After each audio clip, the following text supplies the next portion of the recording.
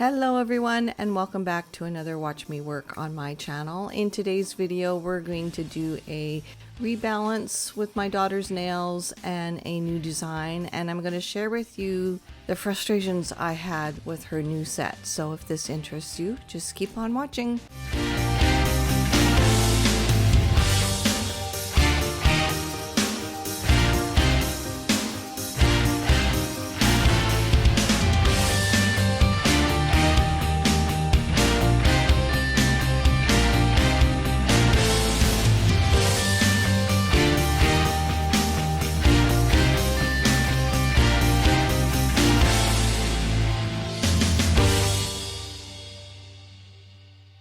So first off, I'm going to take off the Swarovski crystals with this nipper I have, especially for crystals, and then I'm going to push the proximal nail fold back before we get started with the rest of the removal and prep.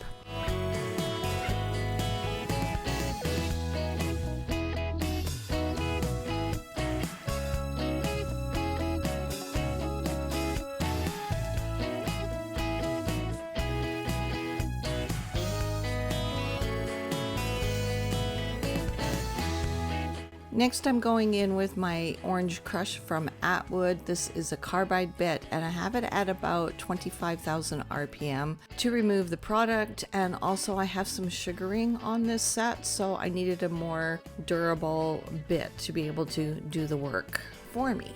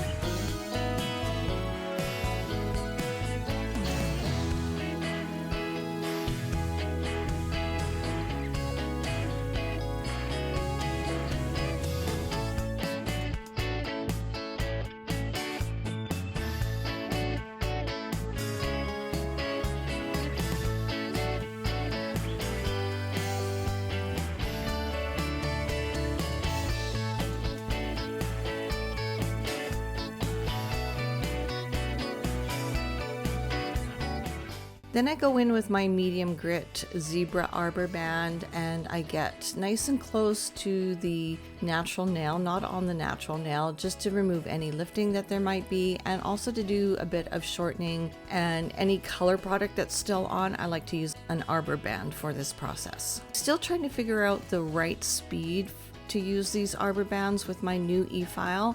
I used to be able to put my e-file at about 16,000 RPM, but that's too fast with this new e-file I got. So I'm testing it out at about anywhere from 10 to 12,000 RPM.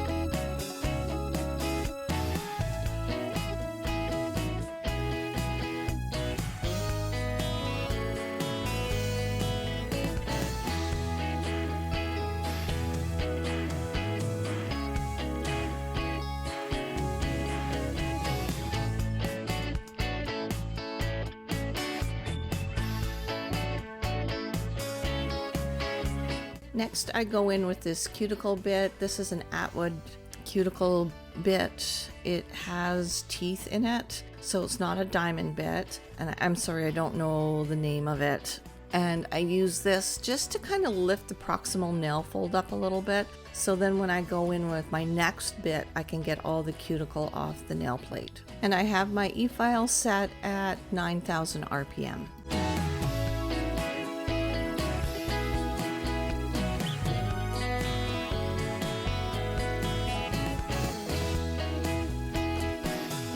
Next I will go in with Erica's unicorn bit. This is a diamond bit. I put it in reverse and about 9,000 RPM on my e-file. In this case, for my daughter's nails in this particular service, I don't have to do a whole lot of cuticle work. Her cuticles are very fine as it is, so if I do too much work, she does get red and tends to bleed a lot, so less is more in her case.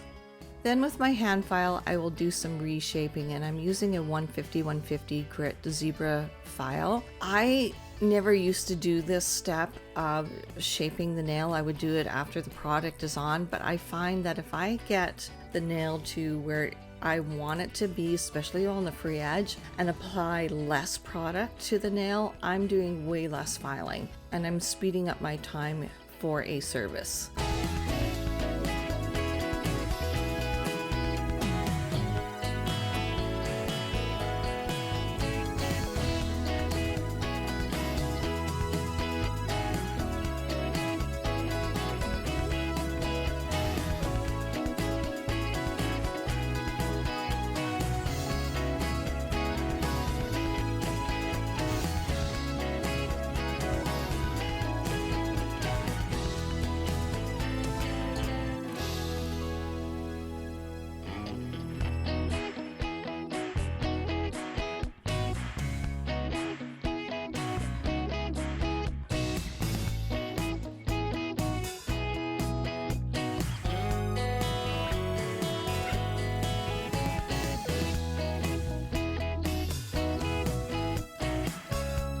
Then I will go in with my prep. This is an acid primer. My daughter has very oily nail beds, so this primer works wonders on her for zero lifting. After I do all 10 nails, the primer has dried to a nice chalky base, and I will go in with Magic Gel's silicone thin base. And for her, I actually do 2 coats of this. So I'll do 1 coat, cure for 60 seconds, and then go in with a second coat.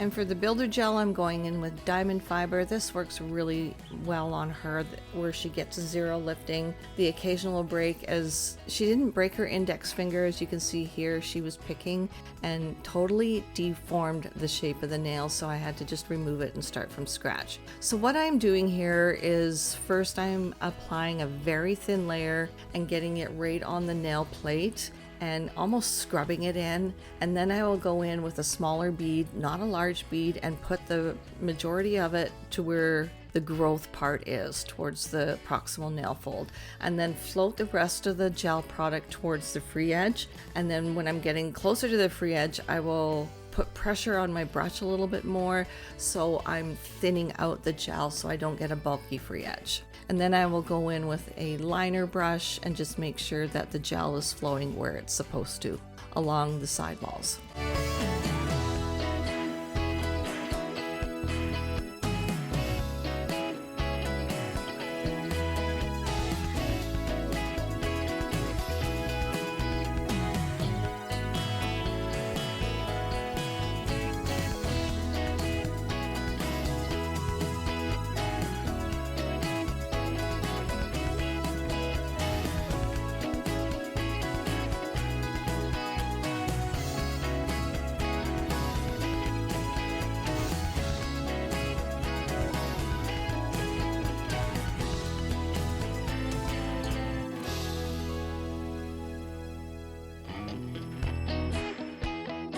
Okay, with the form, I had to adjust it to where it was moving towards the right of the screen a little bit, because her nail is actually curving inwards towards her middle finger. So I just slightly moved the form to the right a little bit and making sure that that center line is right in the center, and then she got a nice straight nail. After a full cure of 1 minute, I will go in with my second layer and build up the apex.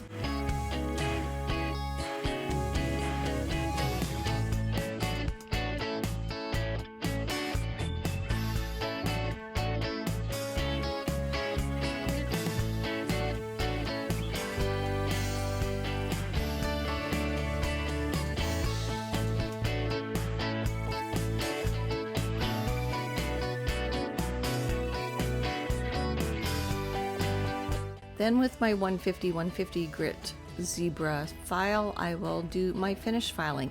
Now I found that along the free edge, when you put the file lengthways, as you will see me doing, and just filing from my daughter to myself, hopefully that makes sense, you get a really nice thin free edge.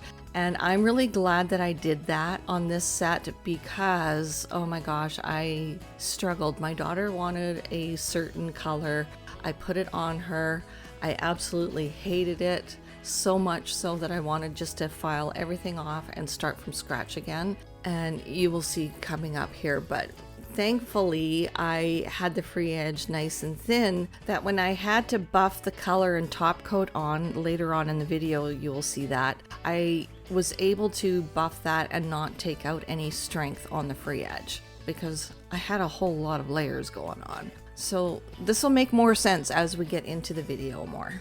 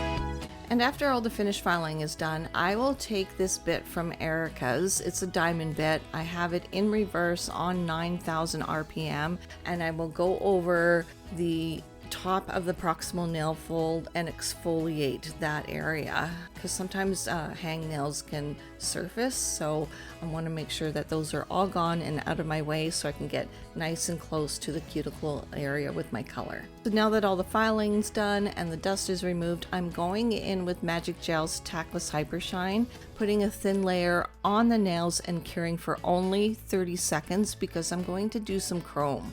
And 30 seconds with the Tackless Hypershine is that sweet spot with my Light Elegance lamp to be able to do chrome effortlessly.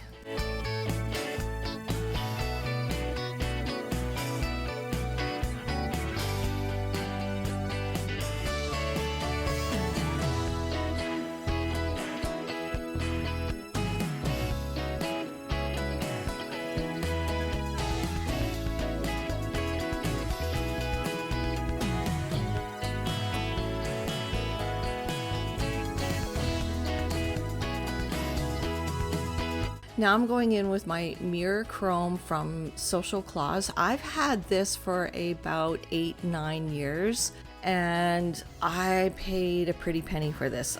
You only need very little, and I think that jar that I have is not even a quarter gone, and I probably paid close to $100 for it back in, I want to say 2015, 2016. So here I'm just burnishing the chrome in. I'm only going to do one layer. That's all you need.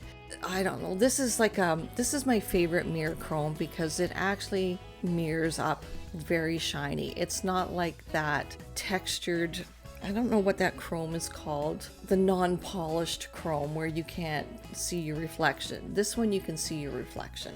And then with a soft dust brush, I will remove the excess pigment that might have fallen on the skin, and I will actually put the hand back in the lamp for another 30 seconds while I work on the other hand.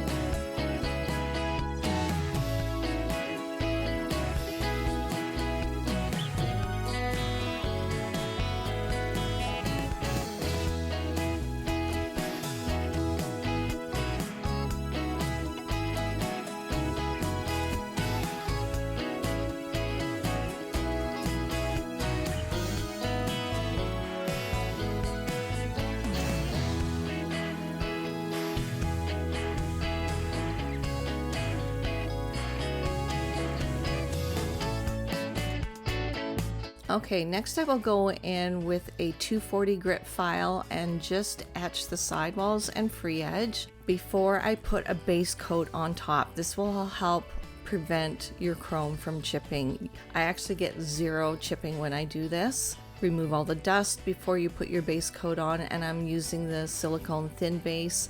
And this little bottle that I have is strictly for pigments. I have 2 bottles of silicone thin base, one for applying to the natural nail at the very beginning of my service, and one for using with pigments. You do tend to get a little bit of pigment on the brush, so I don't want to contaminate both bottles. After I apply the base coat, then I will cure for 1 minute in my LED UV lamp. After a full cure of the base coat, I'm going in with number 223 from Ugly Duckling Nails. This is from their Jelly Gel collection.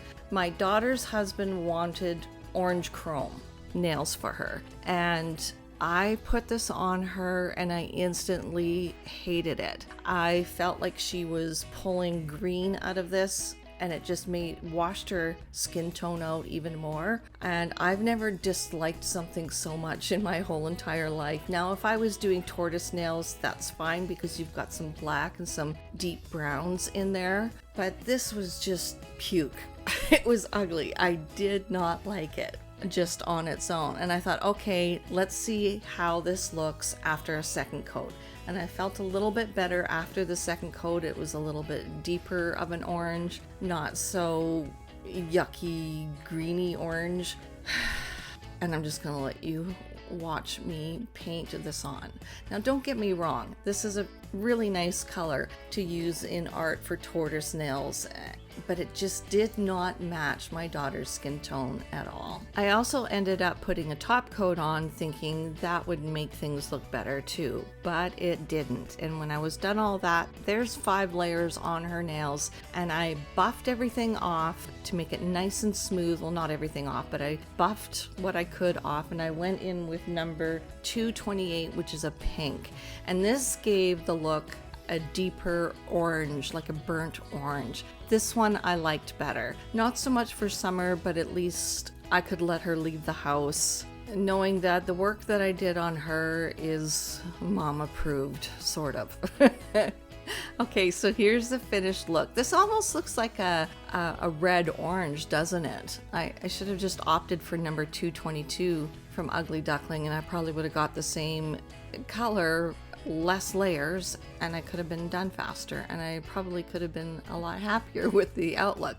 But like I said, when I was done, I felt so much better. I actually like these nails. They suit her. They suit her skin tone. It's kind of a nice, bright, deep orange that I think she can pull off with a fairer skin tone. And from now on, her husband is not allowed to pick the color that goes on her nails. So that is it for this video. I hope you enjoyed my frustrations and this content. Don't forget to follow me on all my social media. Thanks for watching, everyone, and we will see you all in the next video. Bye, guys.